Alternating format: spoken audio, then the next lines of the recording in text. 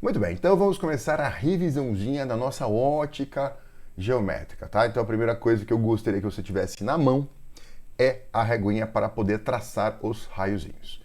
Reflexão da luz, tá? Bom, então temos a lei da reflexão, que diz que o valor do ângulo de incidência é igual ao valor do ângulo de reflexão, tá?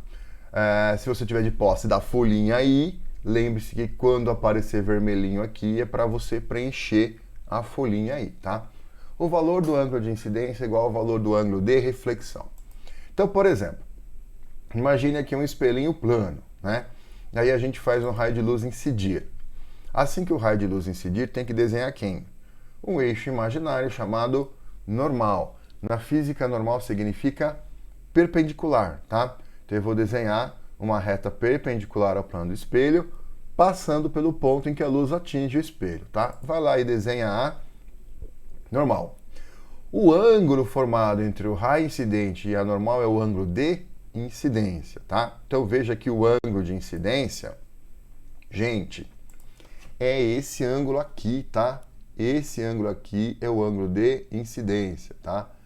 Este outro ângulo aqui não é o ângulo de incidência, tá? O ângulo de incidência é sempre o ângulo entre o raio e a normal, tá? Nunca entre o raio e o espelho, tá? É sempre entre o raio e a normal. Por isso que você desenha a normal, né? Porque os ângulos são medidos a partir da normal. Muito bom. E aí o que a gente quer fazer? Desenhar o raio refletido aqui de tal forma que o valor do ângulo de reflexão seja igual ao valor do ângulo de incidência.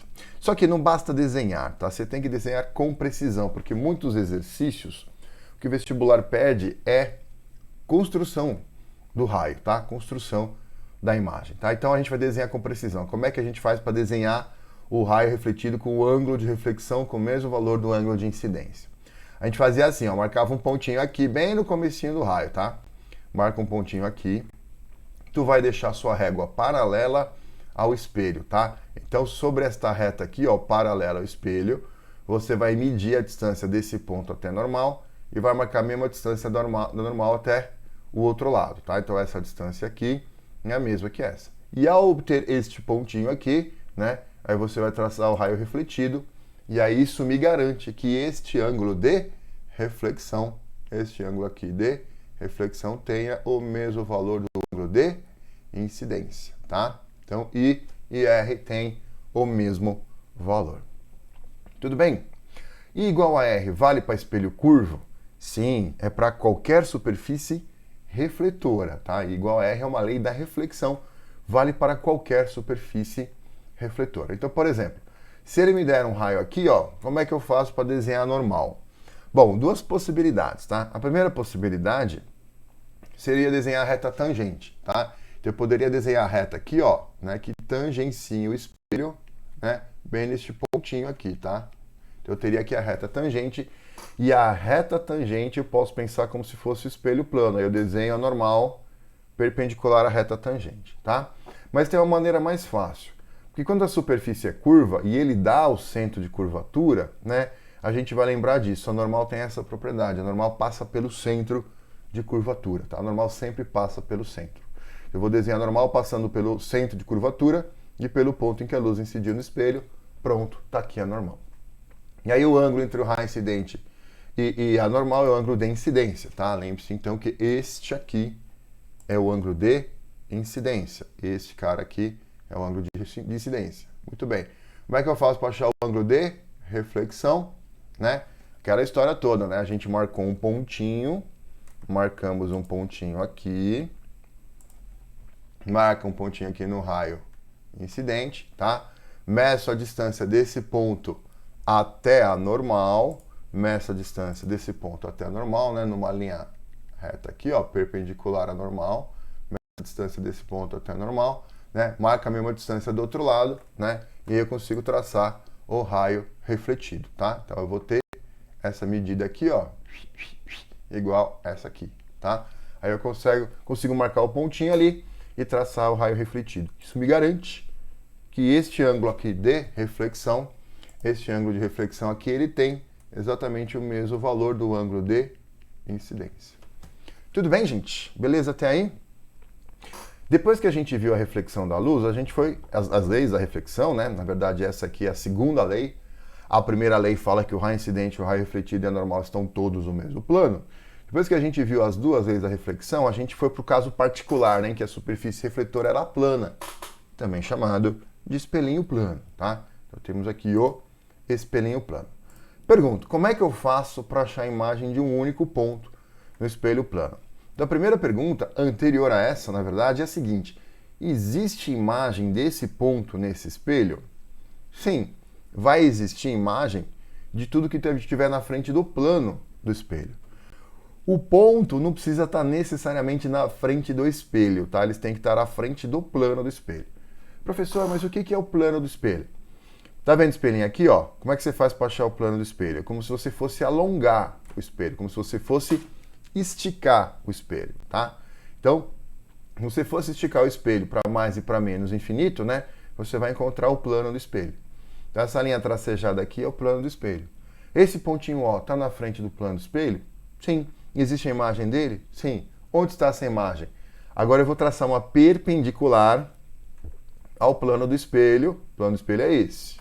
Eu vou traçar uma perpendicular passando pelo ponto. Gente, perpendicular é perpendicular, tá? Perpendicular é 90 graus. Tem gente que traça perpendicular a 30 graus. Não, 90 graus. Então eu vou traçar uma reta perpendicular a esse plano do espelho. Vou escrever aqui, ó. Plano do espelho. Tá? Então eu vou traçar uma reta perpendicular ao plano do espelho passando pelo ponto, tá? Perpendicular ao plano do espelho, passando pelo ponto. Com a régua, meça essa distância aqui do ponto até o plano, marca a mesma distância atrás. Pronto, achei a imagem do ponto O. Beleza? Suave. Tamo junto. Tranquilo. Bom, e aí, se você sabe desenhar a imagem de um ponto, você sabe desenhar a imagem de uma figura. Por quê, prof? Porque a figura nada mais é do que vários pontos, tá? Então, vamos supor que ele te dá uma figura, um corpo extenso, uma figura ABC, tá? ABC.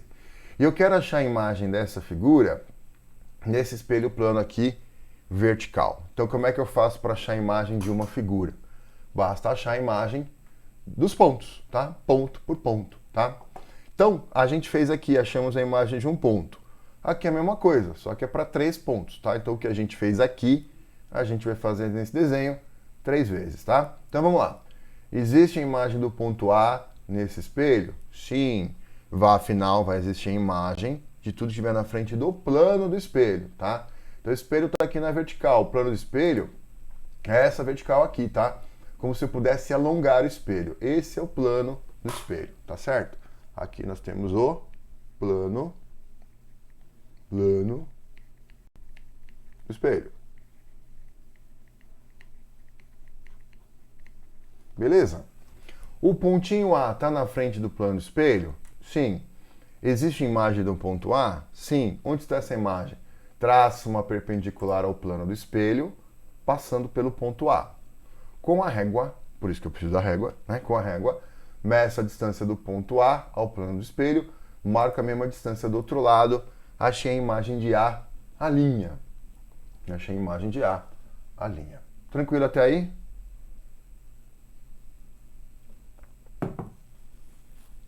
Tudo bem?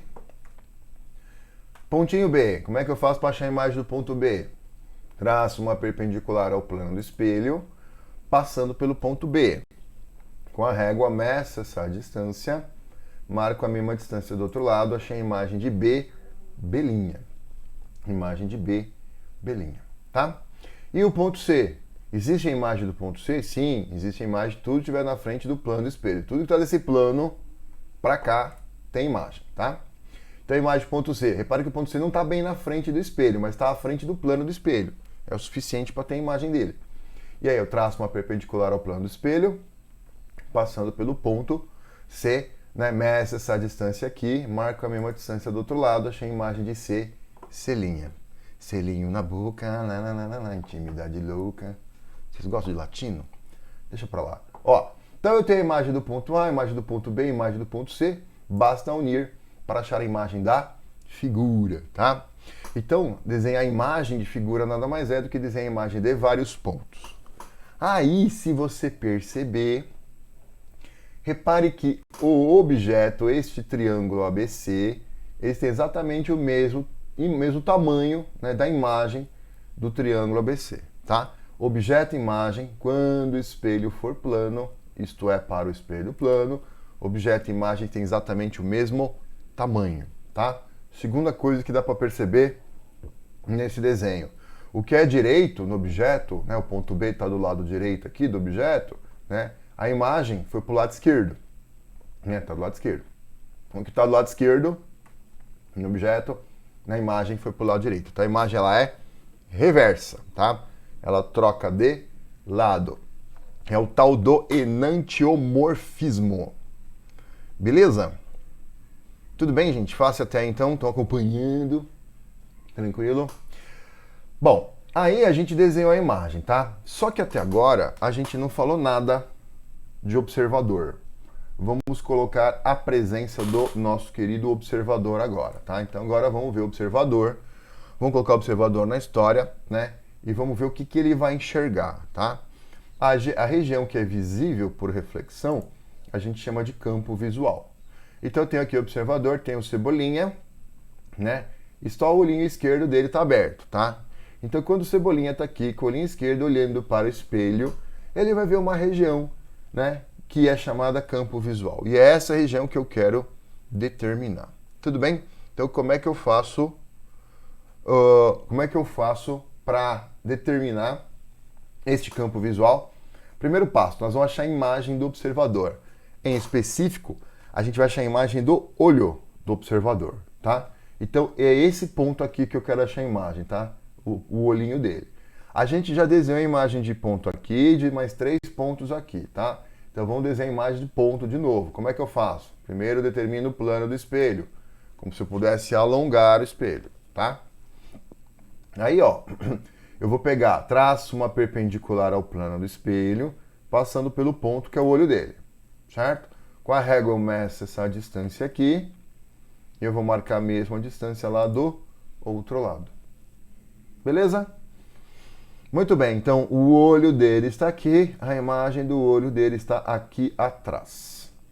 O Cebolinha, aqui olhando para o espelho, vê uma região, que é a mesma região que ele veria se ele estivesse aqui atrás, na posição da imagem dele, olhando por uma janela. Imagine então que esse espelho agora fosse uma janela, tá? E que essa linha vermelha aqui fosse uma parede, tá? Então aqui é a parede, aqui é uma janela, e o cara está aqui atrás. Ele vai enxergar tudo que passar por essa janela, tá? Então, a partir da imagem do observador, você vai desenhar 2 retas tangenciando as bordas do espelho, assim, tá? Então, se o cara estivesse aqui atrás e aqui fosse uma janela, ele ia enxergar o quê? Toda essa região que é o campo visual. Tudo bem? Importante lembrar, o campo visual, ele depende da posição do observador. Se você mudar o observador de posição, vai mudar a região aqui, tá? Que ele enxerga por reflexão. E também depende do tamanho do espelho. Se eu fizer um espelho maior, enxerga uma região maior por reflexão. Se eu fizer um espelho menor, enxergará uma região menor por reflexão. Tudo bem? Tamo junto? Tranquilo? Então, essa parte aqui é a parte de reflexão da luz, tá? E o interessante é que essa coisa aqui, esse slide aqui, gente, né, aparentemente simples, né, resolve um monte de exercícios. Vocês não têm ideia o que cai de exercício de imagem de ponto, cai exercício de imagem de figura, o que cai de exercício de campo visual, tá? Espelho plano tem que saber imagem de ponto, imagem de figura e campo visual, desaba isso na prova. Muito bem, depois a gente viu a refração da luz. Lembra da refração da luz? Refração. Tomei uma aguinha aqui. Então, olha lá, refração da luz. A luz, quando ela muda de meio, ela vai mudar de velocidade, tá? Esse fenômeno é chamado refração da luz. Tinha um número importante chamado índice de refração absoluto. N é a razão entre duas velocidades. É a razão entre a velocidade da luz no vácuo, representada pela letra C, que vale 3 vezes 10 oitava metros por segundo. Isso aí é dado no começo da prova de física. Né? Então é a razão entre a velocidade da luz no vácuo, C, pela velocidade da luz no meio, V. Tá? Muito bem. Quando o meio for o vácuo, vai dar a velocidade da luz no vácuo dividido pela velocidade da luz no meio, só que se o meio é o vácuo, fica a velocidade da luz no vácuo embaixo também. Aí o índice dá 1, tá? Então, o índice do vácuo é 1, tá? O do ar, a velocidade da luz no ar é um pouquinho menor que a velocidade da luz do vácuo, tá? Então, o índice do ar vai ser um pouquinho maior que o do vácuo, mas a gente arredonda para ser igual ao do vácuo, tá? Então, o índice do ar e do vácuo é 1. E é 1 para luzes de todas as cores. Como assim? A luz amarela no vácuo, qual que é o índice? 1. A luz vermelha no vácuo, qual que é o índice? 1. A luz verde no vácuo, qual que é o índice? 1. No vácuo, luzes de todas as cores têm o mesmo índice, que é 1, tá? Para o ar, a gente vai considerar assim também. Tudo bem? Bom, e nos demais meios, ou seja, tirando o ar e o vácuo, nos demais meios, o que vai acontecer? Nos demais meios, a velocidade da luz vai ser menor que a velocidade da luz do vácuo, né? Repare, o índice de refração absoluto, ele é a velocidade da luz do vácuo dividido pela velocidade da luz do meio, tá? A velocidade máxima possível na natureza, no universo, é a velocidade da luz do vácuo. Nada no universo se propaga a uma velocidade maior que a velocidade da luz do vácuo. Então, essa velocidade aqui embaixo ou é igual à velocidade da luz do vácuo, 3 vezes 10 oitava metros por segundo, ou é menor, nunca maior, tá? Então, o denominador nunca vai ser maior que o numerador. Se o denominador nunca vai ser maior que o numerador, essa razão nunca vai ser menor que 1, tá? Então, o índice de refração absoluto ou é 1 ou é maior que 1, nunca menor que 1, tá? Então, o índice é 1 para o ar e para o vácuo, e para todas as cores o índice vai ser 1, né? E nos demais meios, olha aqui, ó, nos demais meios o índice é maior que 1, tá? Aqui é maior, tá, gente? O índice é maior que 1. E aí, luzes de cores diferentes vão ter índices de refração diferentes. Como assim, professor? Vamos pegar a água, tá? Luz amarela na água. Luz amarela na água. Qual que é o índice? Maior que 1. Luz verde na água. Qual que é o índice? Maior que 1. Luz azul na água. Qual que é o índice? Maior que 1, tá? Então, nos demais meios, então tirando o ar e o vácuo, o índice é maior do que 1, tá? Só que cores diferentes terão índices diferentes. Então, o índice da luz amarela na água é diferente do índice da luz vermelha na água. E ambos são maiores que 1. Tudo bem? É exatamente o fato de o índice ser diferente para cores diferentes, né, em qualquer outro meio que não seja o ar e o vácuo, é esse fato aqui de cores diferentes terem índices diferentes que vai explicar daqui a pouco a dispersão da luz, tá? Então, já eu vou falar para vocês da dispersão da luz. Tudo bem? Beleza? Muito bom. Aí, ó, vamos lá. Vamos analisar a trajetória do raio, tá? Vamos analisar a trajetória do raio. Então, quando o raio muda de meio, como é que a gente faz para analisar a trajetória? Olha lá. Temos aqui, primeiro caso, quando o raio incide, a gente fala incidência normal, né? O que é incidência normal? É quando o raio incide sobre a normal, tá? Então veja, o raio aqui ele está incidindo perpendicular à superfície.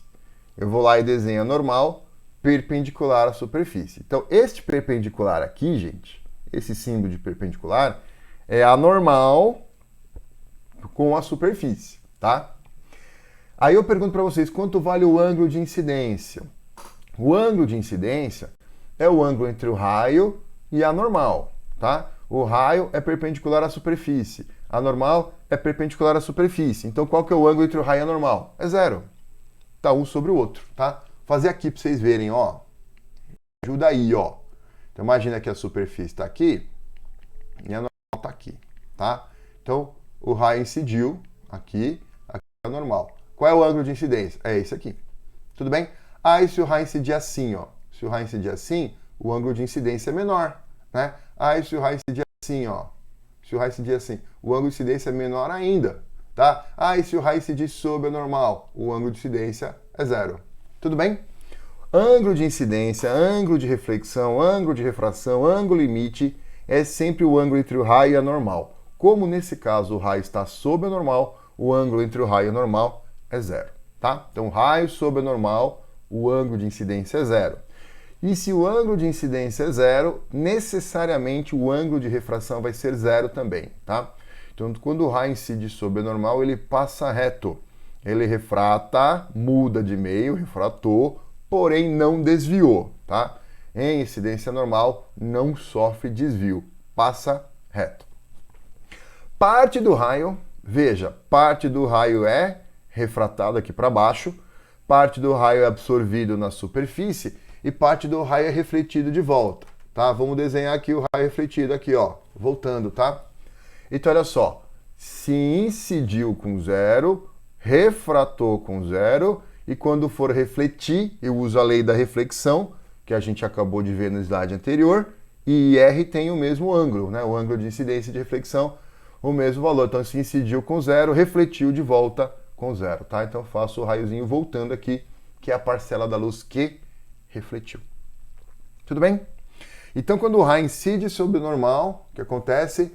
Ele refrata, passa para outro meio, sobre a normal também, né? E parte dele reflete de volta sobre a normal também, tá? Agora, quando o raio incidir inclinado em relação à normal, a gente fala que a incidência é oblíqua, tá? Em incidência oblíqua, o raio vai desviar. Aí eu pergunto a vocês, queridos alunos, como é que o raio desvia, né? Na incidência oblíqua ele vai desviar. Como é que ele desvia? Do menos para o mais, aproximais da normal. Do mais para o menos, afastemos da normal, tá? Do menos para o mais, aproximais. Do mais para o menos, afastemos. Do menos para o mais, só vocês, aproximais. Do mais para o menos, afastemos, tá? Como é que eu sei quem é mais e quem é menos? É pelo índice de refração absoluto, tá? Então vamos colocar aqui, ó. Desenho o raio de luz incidindo, tá? Raio de luz incidiu, vou lá, desenha normal, tá? O ângulo entre o raio incidente e a normal é o ângulo de incidência. Repare que esse ângulo de incidência aqui, ele é diferente de zero, tá? Seria zero quando o raio está sobre a normal. Se está inclinado, o ângulo de incidência é maior que zero, e a gente fala que a incidência ela é oblíqua. E aí o que vai acontecer? Quando o raio chegar aqui no meio B, né, ele vai desviar, tá? Qual é o segredo da refração? Gente, presta atenção agora, ó. O segredo da refração está nesse tracejado aqui, ó. Faz o tracejado com a sua reguinha, como se o raio fosse continuar em linha reta. Faz o tracejado. Beleza? E aí o que vai acontecer com o raio? Ele vai desviar. Como é que ele desvia? Segue o tracejado. Segue o tracejado. E aí, ó. Você está aqui no tracejado, né? Ele vai desviar ou para cá do tracejado ou para lá do tracejado. Para cá do tracejado é perto da normal que está aqui, tá? Para lá do tracejado é longe da normal que está aqui, né? Então, quando que aproxima e quando que afasta? Eu vou ter que analisar se está vindo do menos para o mais ou do mais para o menos. Bom, como é que eu sei quem é mais e quem é menos? Pelo índice de refração, tá? Então, o meio A tem o índice de refração absoluto NA. O meio B tem o índice de refração absoluto NB. E eu falei aqui, no meu exemplo, que o NB é maior que NA. Se o meio B tem um índice maior, o meio B é o mais. Se o meio A tem um índice menor, o meio A é o menos. Então, neste caso, a luz está vindo do menos refringente para o meio mais refringente. A luz está vindo do meio que tem o índice menor, é o meio menos, e está indo para o meio que tem o índice maior, que é o meio mais. Portanto, está vindo do menos para o mais. Olha aqui em cima, do menos para o mais, aproximais da normal. Segue o tracejado, aproximado da normal é para cá, né? Então o raio refrata desse jeito aqui, tá? Lembre-se que o ângulo entre o raio refratado e a normal é o ângulo de refração, tá? Então, entre o raio refratado e a normal é o ângulo de refração. Agora, e esse ângulo aqui, hein, gente? Quem que é o ângulo entre o raio refratado e a direção original do raio, né? Esse ângulo aqui é o desvio, tá? O raio vinha originalmente nessa direção e ao sair para o meio B ele saiu nessa aqui, ó, tá? Então o raio desviou esse ângulo, tá? Então neste caso, né, o desvio, né, é o ângulo I menos o ângulo R, tá? Se eu quisesse calcular o desvio aqui, é o ângulo I menos o ângulo R. Tudo bem? Então é importante lembrar que o desvio é sempre em comparação com a trajetória original. Parte do raio refrata, parte do raio absorvido na superfície e parte do raio refletido de volta, tá? E aí tá faltando desenhar o raio refletido. Se eu vou desenhar o raio refletido, eu vou usar a lei da raio refletido, eu uso a lei da reflexão, tá? Então desenha o raio refletido, lei da reflexão, ângulo de incidência e ângulo de reflexão tem o mesmo valor. Beleza, gente? Estão acompanhando? Tranquilo?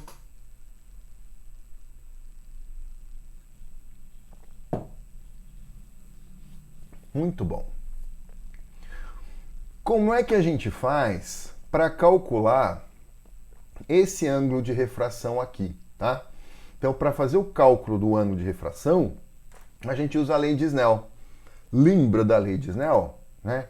Índice de refração do meio A, índice de refração do meio de origem, vezes o seno do ângulo de incidência, é igual índice de refração do meio destino, vezes o seno do ângulo de refração, tá? NA seno I, NB seno R. NA seno I, NB seno R. Tá? Então, quando eu quiser calcular este ângulo de refração, eu vou aplicar a lei de Snell, tá? Essa aqui é a lei de Snell-Descartes. Lei de Snell-Descartes. Lei de Snell-Descartes. Beleza? Muito bom. Então a gente, na refração, para calcular a onda de refração, eu uso a lei de Snell, tá? É N vezes seno, né? A gente decora assim, N sei, não sei, não sei, não sei, hã? Não sei, não sei. Lei de Snell, não sei, tá? Bom, ângulo limite. Como é que a gente faz para calcular o ângulo limite mesmo? Seno do ângulo limite é o índice de refração menor dividido pelo índice de refração maior, tá? Então, toda vez que eu quiser calcular o seno do ângulo limite, ele vai me dar 2 meios. Eu vou ter o índice de refração desses 2 meios. Eu vejo que qual índice é menor, põe em cima, vejo qual índice é maior, põe embaixo, e aí eu vejo qual é o ângulo que deu aquele seno, tá? Então esta formulinha aqui ela é importante. Agora, por que eu preciso saber o ângulo limite, né? Qual a ideia da gente saber o ângulo limite? O ângulo limite ele é importante para a gente saber se tem ou não reflexão total, tá? Então como é que eu faço para descobrir se tem ou não reflexão total? Para saber se tem ou não a reflexão total, lembra, tinham 2 condições, tá? Posso mudar o slide aqui? 2 condições, tá? Para dar reflexão total, 2 condições. Vamos lá. Primeira condição, a luz tem que se propagar do meio mais refringente para o meio menos refringente. Então, para dar reflexão total, sempre tem que ir do mais para o menos, tá? Essa é a primeira condição que tem que satisfazer, tá? É uma condição necessária, porém não é suficiente. Eu preciso, além dessa, uma segunda condição. E qual que era a segunda condição? Além da luz propagar do meio mais para o meio menos, o ângulo de incidência tem que ser maior que o ângulo limite, tá? Então, e aí o ângulo limite eu consigo calcular pela formulinha que a gente viu no slide anterior, tá? Então, com essas 2 condições, satisfez as 2 condições, então vai ocorrer. Satisfez as 2, ocorre reflexão total. Depois que a gente estudou isso, né, a gente viu a dispersão da luz, né? Até então, nos exercícios que a gente estava fazendo, a luz era de uma única cor, a luz ela era monocromática, tá? E aí depois a gente relaxou essa hipótese. A luz agora ela pode ser policromática. Né? O que é uma luz policromática? É uma luz formada de várias cores. Por exemplo, a luz branca que vem do Sol, ela é policromática, ela é formada das 7 cores do arco-íris, tá? E aí Quando o raio refratar, além de ele mudar de meio, ele pode sofrer a dispersão. O que é a dispersão? É cada cor abrir com determinado ângulo de refração, tá? Beleza? E cada cor abre com determinado ângulo de refração exatamente pelo fato de cada cor ter um determinado índice de refração. Lembra? Cores diferentes têm índices diferentes para qualquer meio que não seja o ar e o vácuo, tá? Então, por exemplo, no vidro, o índice de refração da luz vermelha no vidro é diferente do índice de refração da luz amarela no vidro, tá? Isso vai fazer com que a luz amarela refrate com um certo ângulo e a luz vermelha refrate com outro ângulo. E aí, como é que eu faço para acertar exercício de dispersão? Você vai ter que lembrar dessa frase aqui, ó. Desvia mais a cor de maior índice de refração. Desvia mais a cor de maior índice, tá? Desvia mais a cor de maior índice. E qual é a cor de maior índice? Qual é a cor de maior índice? Eu decorei, tá? Eu decorei. É o violeta, tá? Então você vai pegar a sua canetinha violeta e vai escrever a palavra violeta na cor violeta, tá? Pegue sua canetinha violeta, escreva violeta na cor violeta. Tudo bem, gente? Beleza? Tranquilo? Muito bom. Então, ó, essa frase é o suficiente, tá? Desvia mais a cor de maior índice. Muito bem, e quem é a cor de maior índice eu decorei? É o violeta. O violeta vai desviar mais. Se o violeta desvia mais, porque ele tem um maior índice, vai desviar menos, portanto, a cor de menor índice, certo? E qual é a cor de menor índice?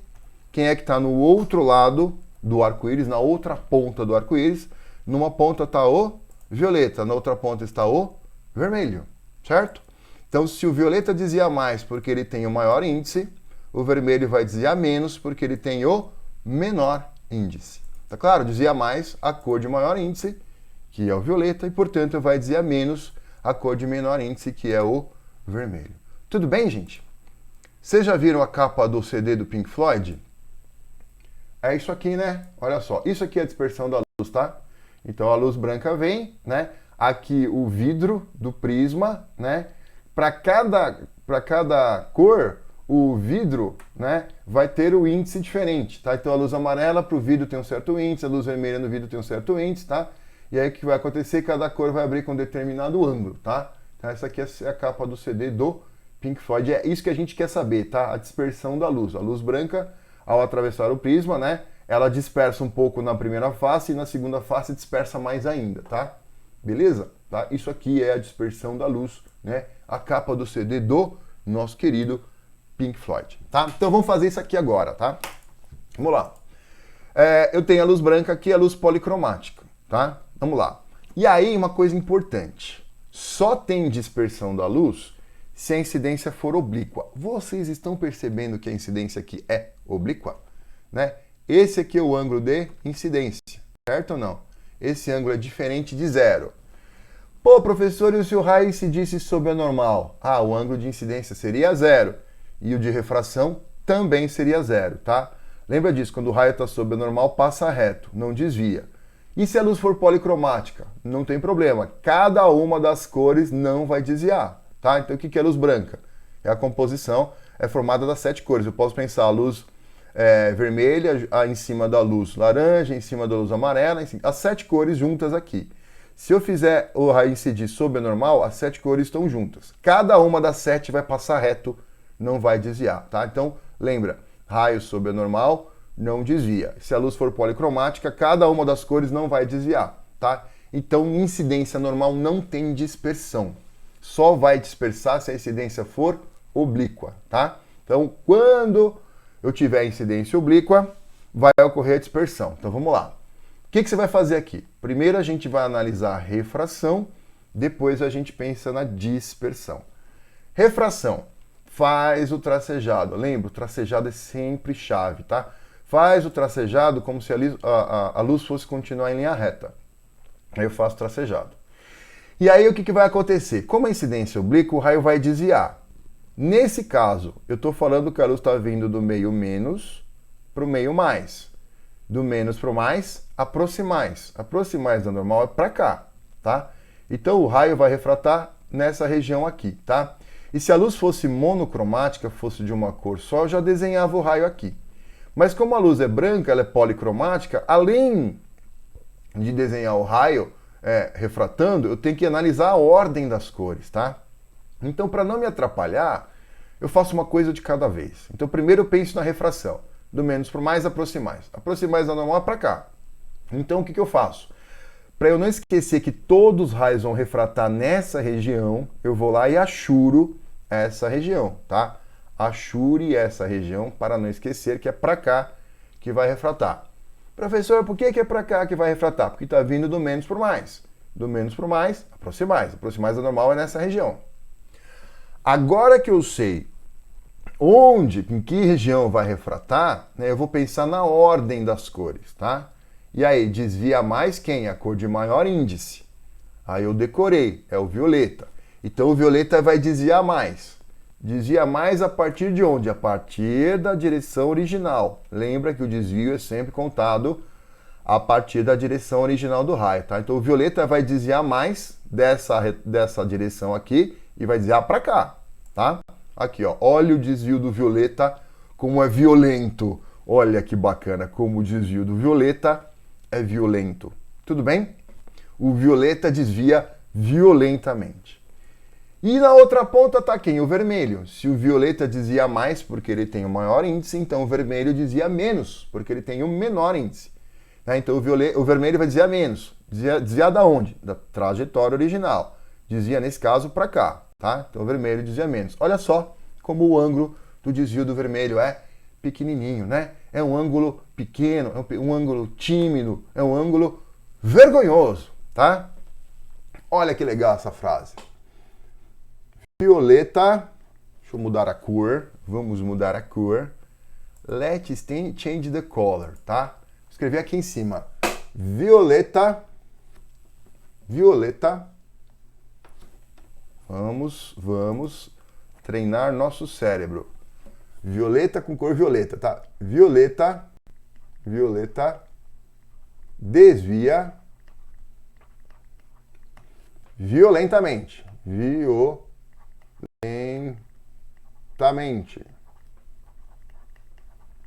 Beleza? Olha lá. Violentamente, tá? Beleza.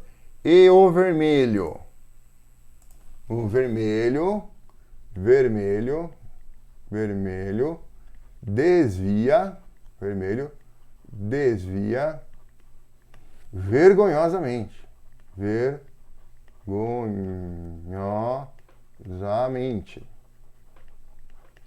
Olha lá, vergonhosamente, tá? É aquele desvio vergonhoso, né? Acanhado, tímido. Beleza, gente? Então, não tem como esquecer, tá? O violeta desvia mais, o violeta desvia violentamente, e o vermelho desvia menos, desvia vergonhosamente. Nessa situação, ambos desviaram para cá, porque do menos para o mais, aproximais da normal. Vamos inverter a bagaça. Assim, peraí. Se eu sei onde está o vermelho e se eu sei onde está o violeta, eu consigo acertar qualquer cor intermediária. Por quê? Nós sabemos a sequência das cores, tá? Como é que eu pedi para vocês memorizarem a sequência das cores? Podia ser aquele Vlava-Ave, já ouviram? Vlava-Ave? Mas o que é Vlava-Ave? São as iniciais de vermelho, laranja, amarelo, verde, azul, anil, violeta. Só que eu decorar Vlava-Ave, né, não é legal. Tem muito V e muito A, né? É Vlava-Ave.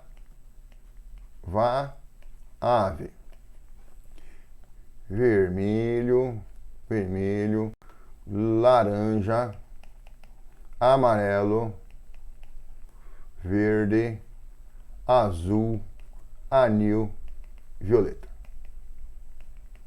Então tem gente que fala, decora lá o Vlava-Ave,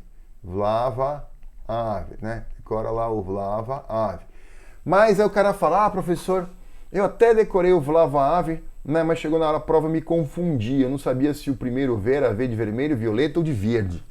Eu não sabia se o A era de amarelo, de azul ou de anil, tá? Então tem muito V e muito A, pode confundir. Então a melhor coisa é você decorar em inglês. Olha que beleza, né? Roy G. Biv. Roy G.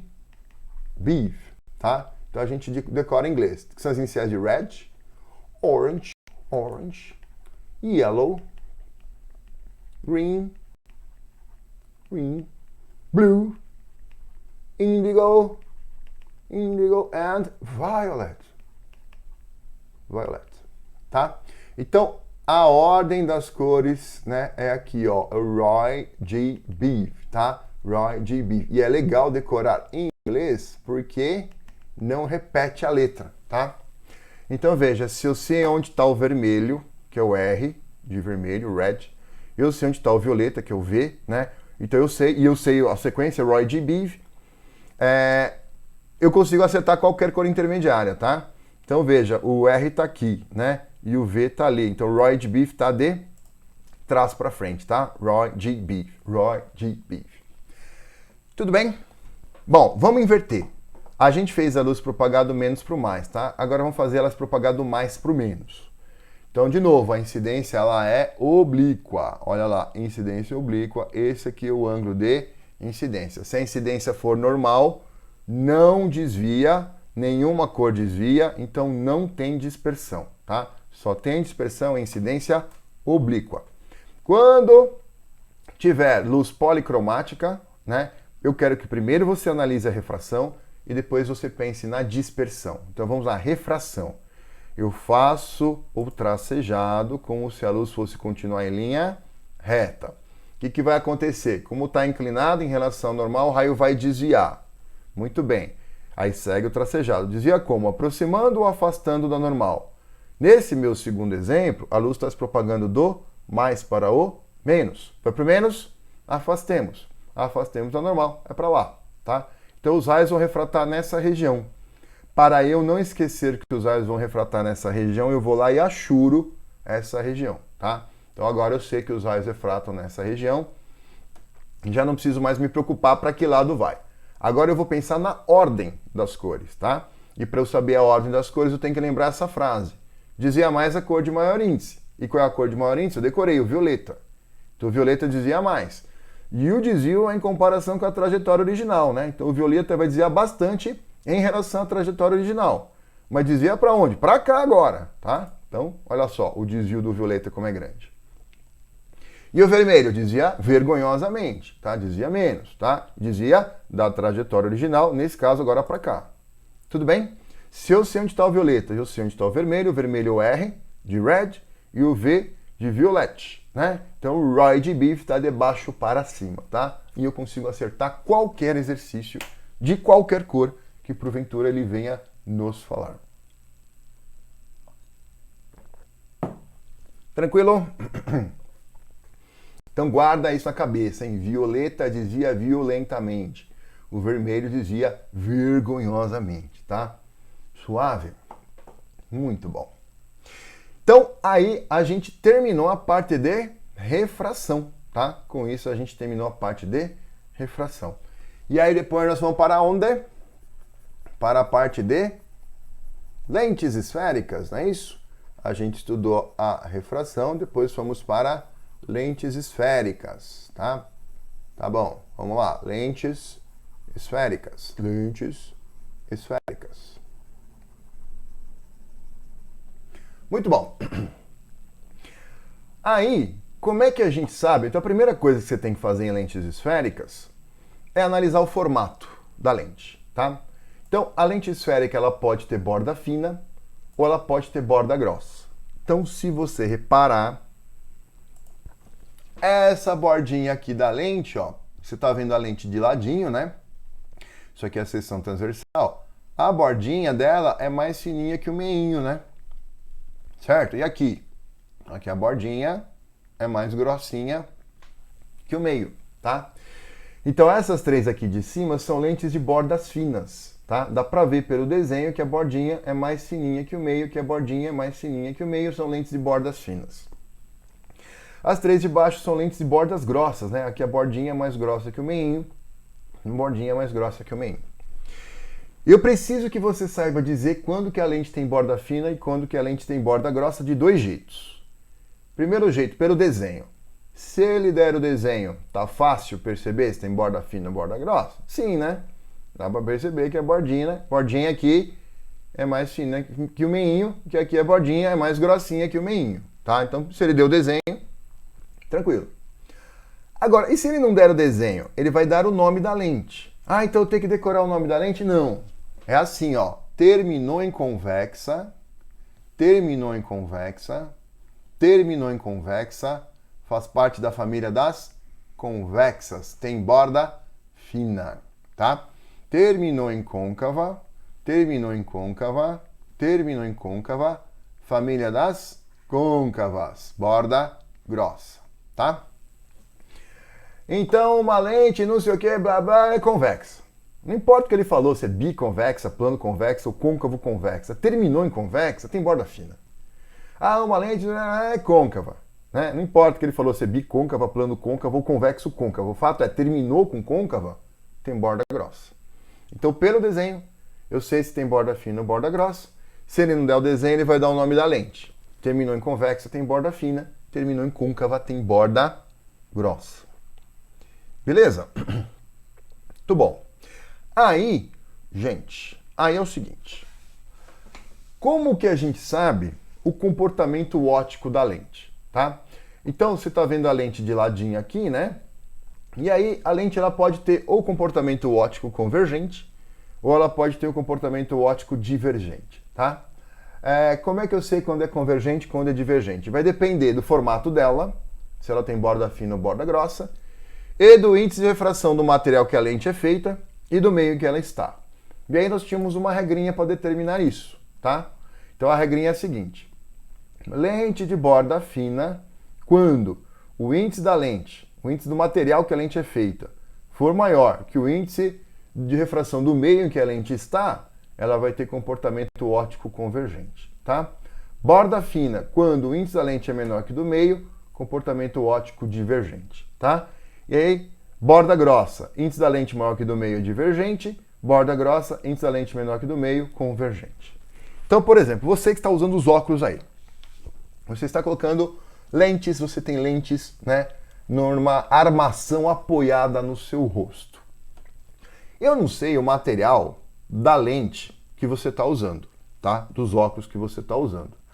Mas eu sei o meio. Os seus óculos estão imersos no ar, tá? E a gente viu que o ar tem o menor índice de refração absoluto possível, que é 1, tá? Então, é essa primeira coluna aqui, tá? Essa primeira coluna é a que mais ocorre, porque normalmente o meio é o ar, tá certo? Normalmente é essa situação que mais ocorre. Vamos escrever isso aqui, ó, a situação que mais ocorre.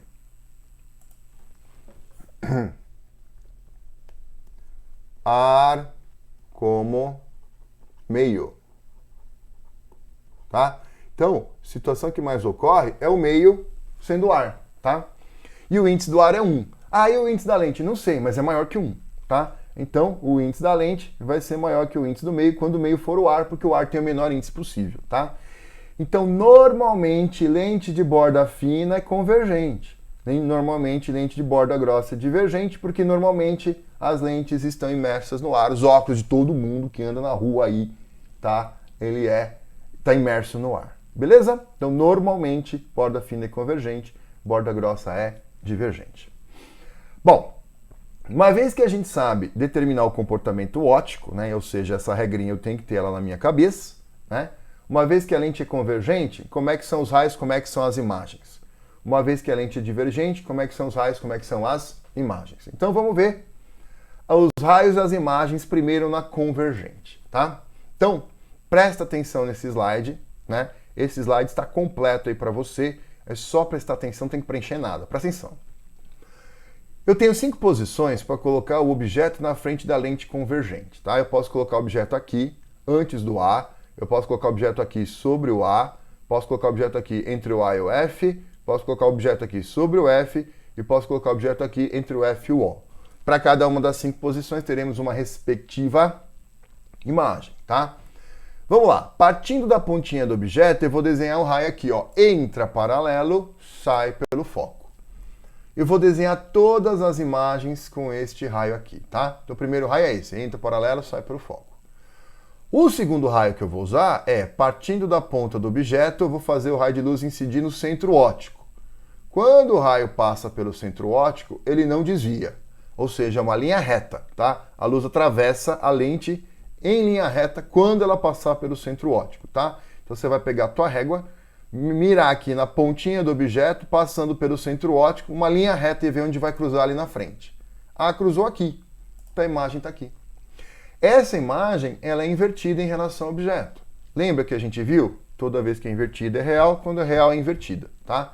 E dá para projetar. Lembra? Real, invertida, dá para projetar. Essa imagem é invertida em relação ao objeto. Se é invertida é real, né? E o tamanho dessa imagem é menor. Real, invertida e menor. O exemplo disso era uma máquina fotográfica. Tudo bem? Depois, objeto sobre o A. Repare que o entra paralelo, sai pelo foco, já está desenhado. Então basta desenhar o incide pelo centro óptico, não desvia, tá? Então partindo da pontinha do objeto, passando pelo centro óptico, linha reta, não desvia. Cruzou aonde? Aqui. Então a imagem está aqui. Essa imagem invertida em relação ao objeto, se é invertida ela é real, o tamanho igual. Real invertido igual, exemplo, máquina de Xerox, quando você tira a cópia na escala 1:1. Terceira posição, objeto entre o A e o F. Olha lá, entra paralelo, sai pelo foco, já está desenhado. Aí faz, incide pelo centro óptico, não desvia. Passou pelo centro óptico, linha reta. Cruzou aonde? Aqui. Então a imagem está aqui. Essa imagem é invertida em relação ao objeto. Se ela é invertida, ela é real. E o tamanho maior. Real, invertido e maior. Projetor de slide, projetor de cinema. Objeto sobre o foco. Olha lá, entra paralelo, sai pelo foco, já está desenhado, tá? Basta fazer incide pelo centro óptico. Passou pelo centro óptico, linha reta, não desvia. Esse raio aqui e esse raio aqui, esses dois estão paralelos.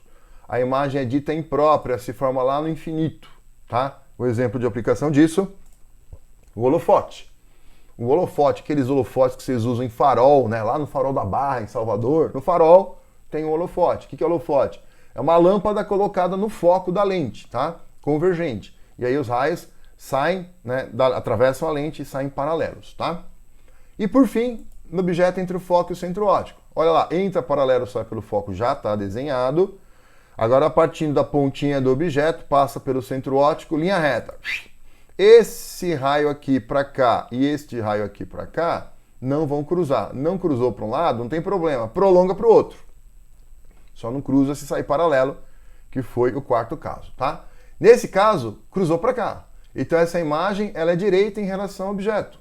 Né? Imagem 5, direita em relação ao objeto 5. Se a direita ela é virtual e o tamanho maior. Tá? Virtual, direita e maior. Exemplo, lupa, correção de hipermetropia e presbiopia.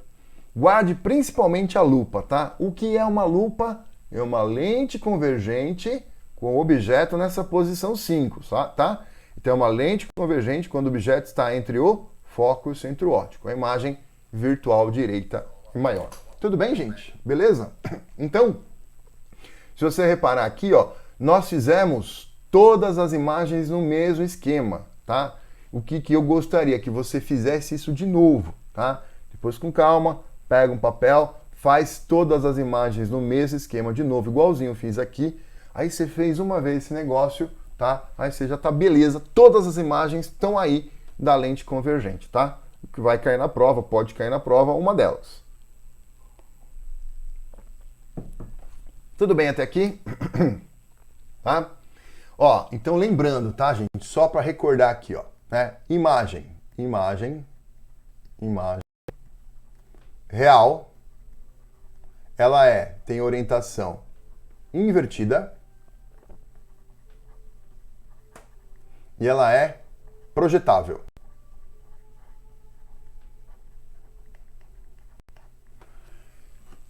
Partindo de objeto real, quando a imagem for real, ela tem orientação invertida e é projetável. Então, se o cara soltar uma dessas 3 palavras no texto da questão, você rapidamente conclui as outras duas, tá? Falou que é real? Beleza, eu já sei que é invertida e eu já sei que dá para projetar. Falou que é invertida? Eu já sei que ela é real e que dá para projetar. Falou que a imagem é projetada? Eu sei que ela é real e é invertida. Tudo bem? Agora, imagem virtual, imagem virtual,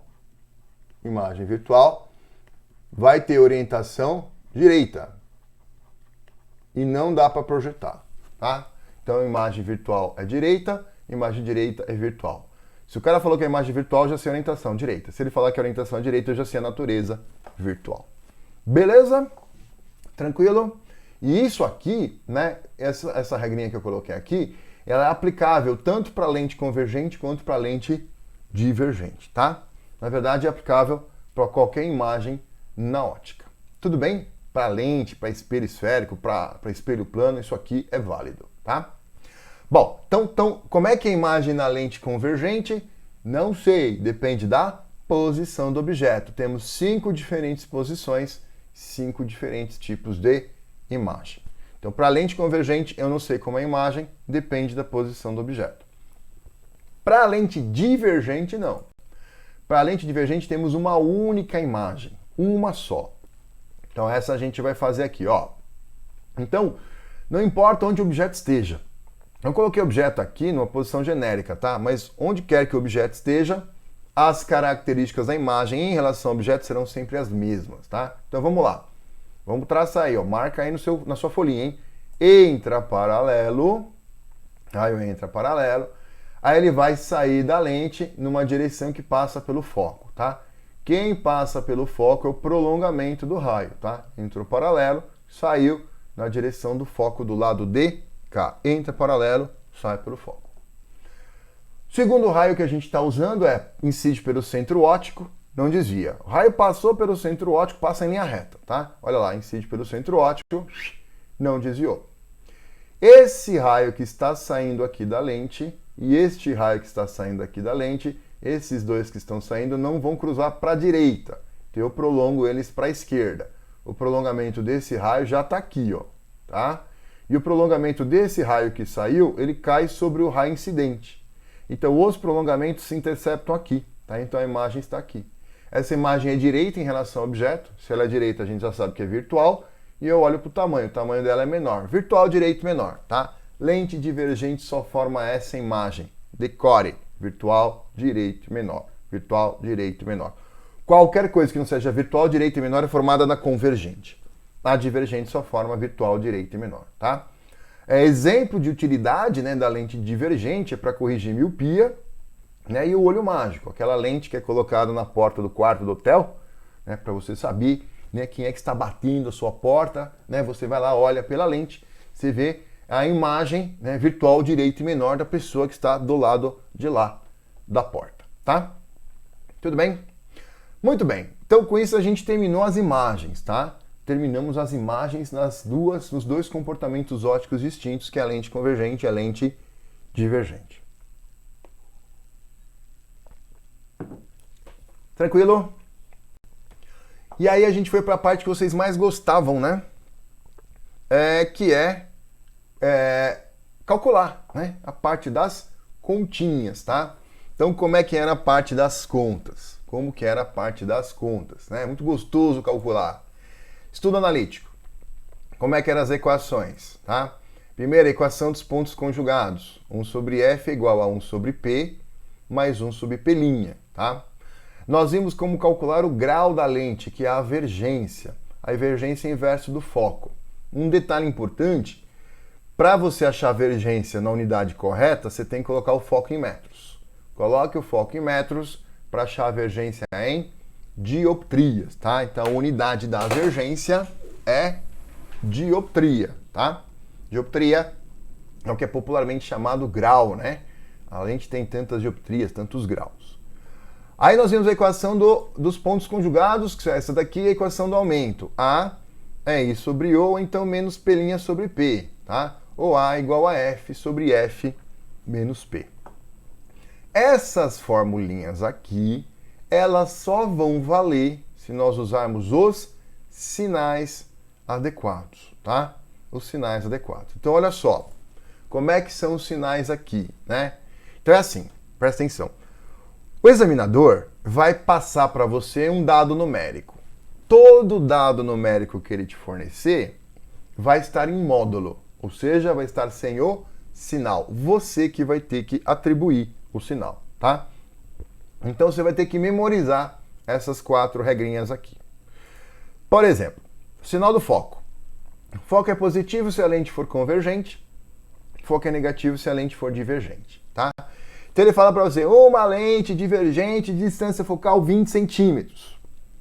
Então, a distância focal é 20, o foco pode ser mais 20 ou menos 20, tá?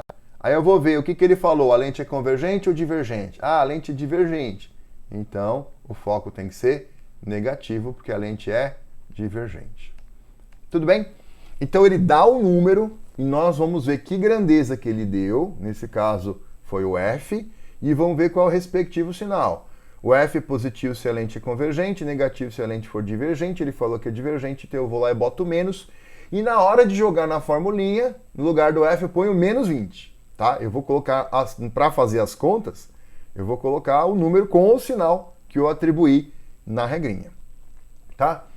O objeto está a 30 centímetros da lente, né? Então nós temos uma lente convergente aqui, tal, né? E o objeto está aqui, ó, tá? O objeto está aqui, ó, 30 centímetros da lente, tá?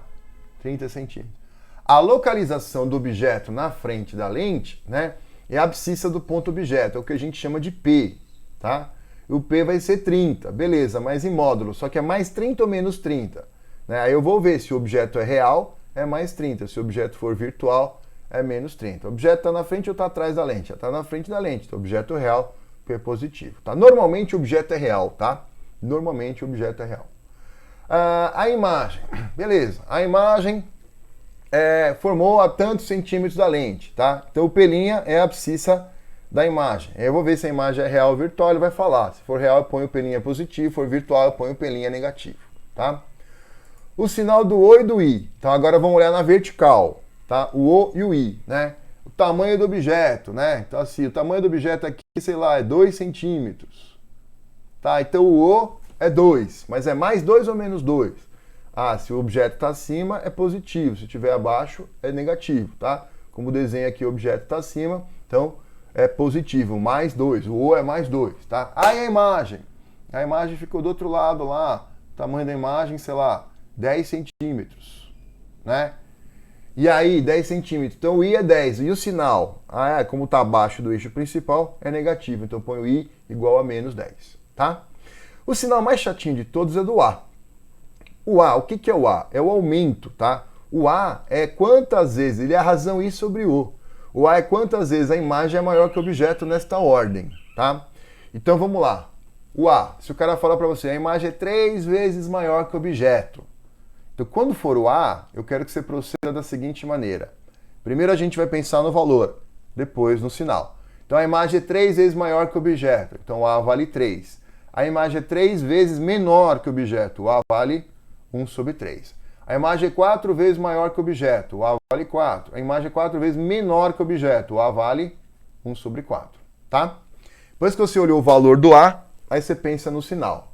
Então ele fala assim, ó, a imagem é 3 vezes maior, a imagem é 5 vezes maior que o objeto e direita. Então, 5 vezes maior, o valor do A é 5, né? E se ela é direita, o A tem que ser positivo. Tá? Outro exemplo, a imagem é 7 vezes menor que o objeto e invertida. Então, se a imagem é 7 vezes menor, o A é 7 ou 1 sobre 7? 1 sobre 7. Então, eu olhei o valor do A. Agora eu penso no sinal. Que diz o sinal do A? Positivo se a imagem for direita, negativo se for invertida. Que ele falou que a imagem é invertida. 7 vezes menor é invertida. Então, o A é menos 1 sobre 7. Tá? 1 sobre 7 quer dizer que ela é 7 vezes menor e o menos quer dizer que ela é invertida. Tudo bem, gente? E aí eu atribuo os sinais para todos os dados numéricos que ele fornecer. O sinal da incógnita eu não sei. Eu não só não sei, como muitas vezes é o que eu quero achar, tá? Então, o sinal da incógnita, não se preocupe. Quem vai fornecer o sinal da incógnita é a conta. Você colocou os sinais dos números. O sinal da incógnita, o sinal da pergunta, a conta vai fornecer. O que der, deu, tá? Por exemplo, eu quero descobrir se a lente é convergente ou divergente. Aí eu calculo F. eu calculo F. E se o F der positivo é porque a lente é convergente. E se o F der negativo é porque a lente é divergente. Tudo bem, gente? E aí a gente terminou a ótica. Olha lá, que legal. Né? Falando de ótica da visão, tá? Então vamos lá. Miopia. Miopia, a imagem se forma antes da retina. Eu coloquei os raios vindo até aqui. Tu vai completar, presta atenção, completa aí, ó. Os raios vão convergir antes da retina, tá? Então eu faço os raios convergindo antes da retina. Professor, por que o míope, a imagem se forma aqui antes da retina? Porque o globo ocular do míope é mais alongado que o normal, tá? Geralmente é isso, o globo ocular mais alongado. E aí a imagem se forma antes da retina. E se a imagem se forma antes da retina, o que aparece na retina é um borrão. Os caras não enxergam direito. Os caras têm problema para enxergar para longe, tá? Se a imagem é formada antes da retina e eu quero que ela seja formada aqui atrás na retina, o que eu tenho que fazer? Botar uma lente divergente aqui na frente do olho desse cara para abrir os raios para que eles convirjam mais para trás, tá? Então a lente divergente abre um pouquinho os raios e o olho completa com o resto, tá? Então agora você desenha aí os raios convergindo sobre a retina, tá? Então faz total sentido, né?